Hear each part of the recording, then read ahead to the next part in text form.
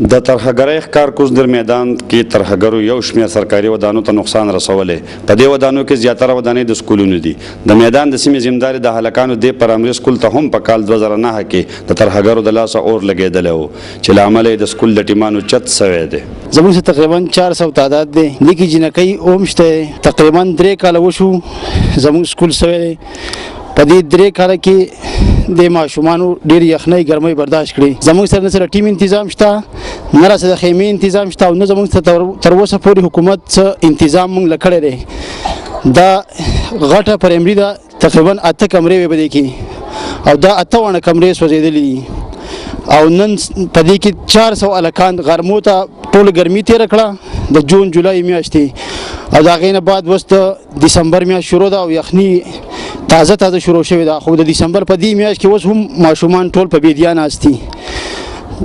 بس حکومت دې مهرباني وکړي، زموږ څه انتظام دی وکړي چې دا ماشومان نور د دې یخنۍ ګرمۍ نه الله پاک بچ کړي.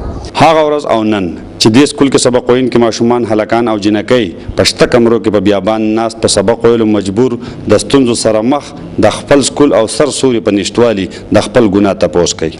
وران شوی او دا څه وجه چې وران شوی دا دې روغ شي. 2 کال نه موږ په ډاګه ناست یو، موږ باران ورېږي زموږ ټیم خرابېږي، سکول وران شوی دا دې جوړ شي. موږ څه ګناه کړله چې دا نه جوړېږي.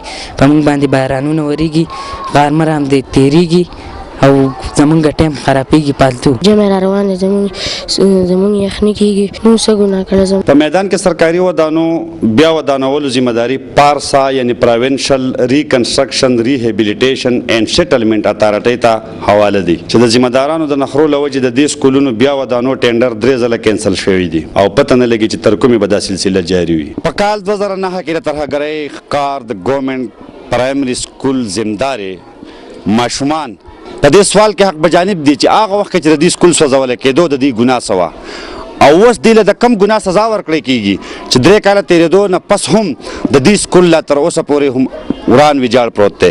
کیمرامین شهزاد سره محمد اسرار، خیبر نیوز، زمداره.